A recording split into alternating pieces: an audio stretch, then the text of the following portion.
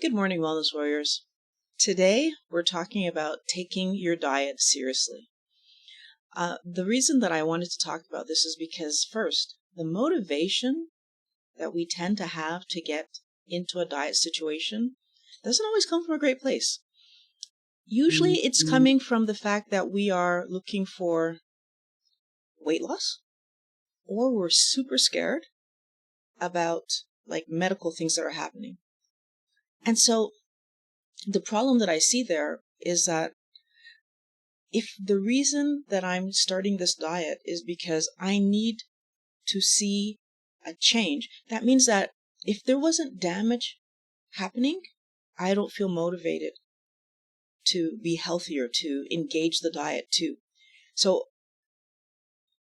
oftentimes what I'll hear is people talking about, well, I went to the doctor and my blood pressure was high, or I went to the doctor and I was pre-diabetic, and unfortunately, if that's my motivation for starting this healthy way of living, well, basically I'm starting because I'm super scared. Now, the other problem that I see is when our motivation is coming from, I want to see results, and if I don't see results, I'm not as motivated to do what I'm doing. That looks like people who are kind of half doing a healthy way of eating, but then because weight loss doesn't happen overnight, they're only half doing it. And then because I'm only half doing it, I'm not actually going to lose weight, or not as much weight as I possibly could have lost. In both of these scenarios, because our motivation isn't coming from, I want to be healthier, I want to eat healthy foods. Because the motivation isn't coming from, I want to take care of me.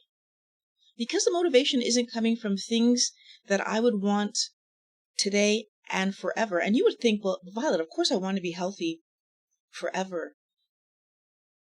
I'm pausing you there because what I really think you want is to have the diagnosis go away. Because that's what happens when we are forced into situations like this. We are so scared and we want the diagnosis to go away. We don't really focus on when the diagnosis is gone, that equals I'm healthier. And how do I know that that's the case? The unfortunate reality that I've known so many people who had a diagnosis and started to do what was healthy for themselves.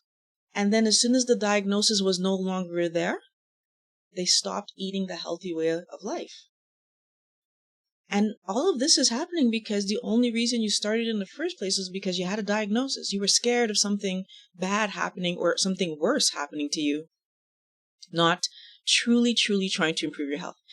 The same thing goes for if my weight loss stops or stalls, or if I happen to gain a little weight while I'm doing a healthier way of eating. I see what I'm eating as not working. So now I want you to think about, what's the definition of my healthy diet working? So, is the definition of my healthy diet working that I'm losing weight? Or is the definition of my healthy diet working that I'm creating the healthiest version of Violet that I've ever created? I'm creating the version of me that's going to be able to manage illness in the future. I'm creating the version of me that's stronger. I can build muscle now. It's not necessarily just about a number on the scale.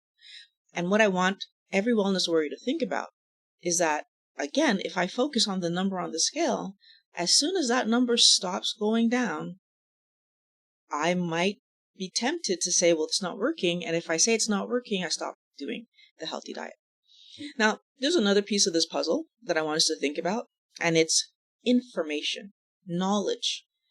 How am I taking what I know about food, what I know about health, putting those two ideas together and creating the best version of me that I can?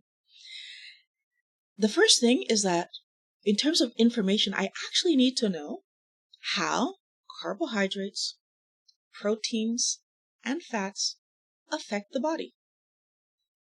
One of the problems that I see is that all too often we don't know.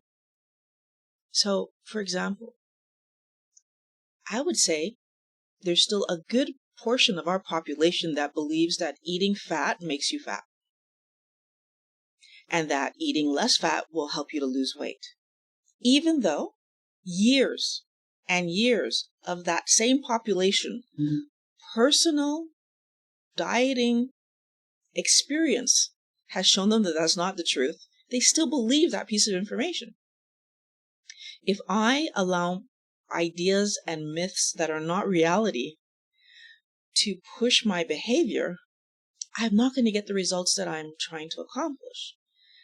There's a good portion of the population that still believes that protein is an energy source, when it's not. At least it's not a primary energy source.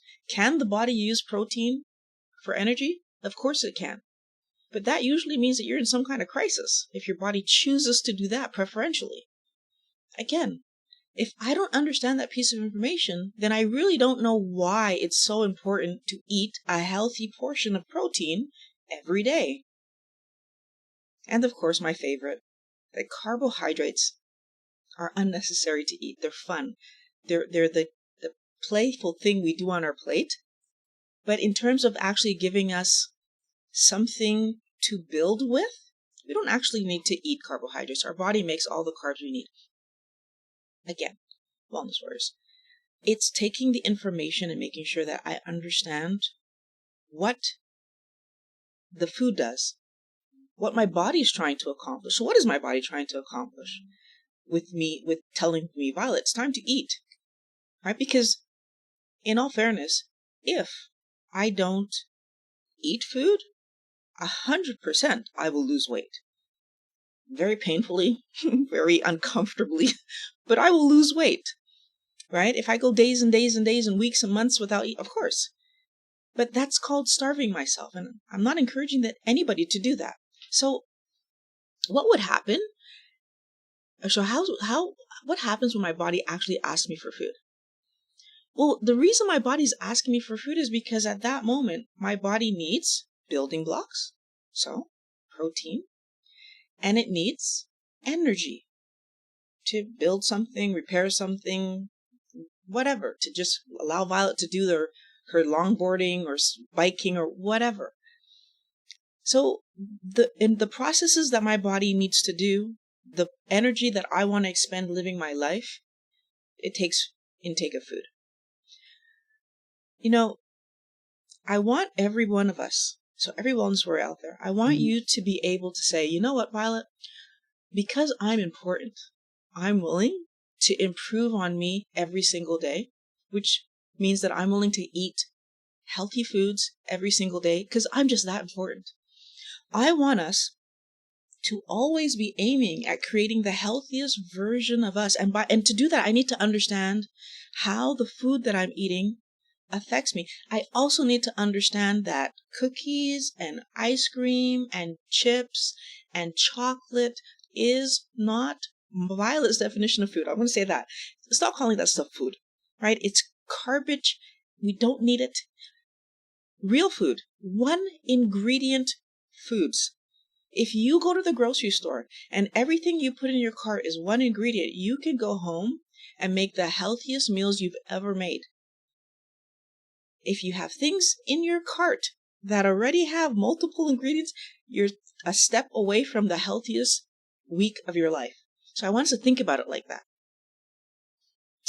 The last thing I want to put out there for us to think about is this idea that carbs cause cravings. They cause us to chase carby foods. So that pleasure center that we all have in our brain, the thing that makes us love doing certain activities. For me, I love longboarding. I love, I love almost anything that's got a little bit of speed to it, right? The pleasure center that also lights up when we eat carbohydrates or or drink certain things or take certain things, that pleasure center in our brain lights up when we have carbohydrates. Guess what? It lights up no matter what carbohydrates we have. Now, the more of them we have, the more it's lighting up. I want us to think about the fact that if I continue to allow excessive amounts of carbs into my day, and excessive for every person is going to be different. if you're living a ketogenic lifestyle, it's 20 grams of carbs or less. Excessive for Violet turned out to be 18. I don't even know if the number might be a little bit less now, but for the last time I checked, getting up to 18 pushed me to the point where I'm chasing. I don't know what your number is going to be. You might be lucky. Your number might be a little bit more than 20, might be 22, 23. But at the end of the day, the question is, am I really still trying to push myself right up to the edge of that number? Because if I am, you need to understand you're still chasing. I know it's hard when you think about it like that, but think about the fact that if I every day drink right up to the limit of what's going to make me a little woohoo, right? Then doesn't that tell you, everyone that would see Violet doing that Violet's chasing, right? It's the same thing here. You need to be careful and be able to see what it means to be chasing. And we need to understand that it's not just the physiological, actual sugar. Artificial sweeteners can cause us to chase because my mouth and my brain does not know the difference between artificial sweet and real sweet. My body does. But by the time it gets to my body where my body can verify, oh no, that wasn't real sugar, my brain has already started kicking me into that place where, okay, it's time to go, right? Because there is that cephalic response that we have because we tasted it. Wellness warriors, if you want to be healthy, you actually need to take care of all of these things. Managing your weight means being healthy. Love making these videos for you guys, Wellness Warriors. I love it that you always come back. And if you're new, subscribe, ring the bell, get on the road to health, and we will talk again next week.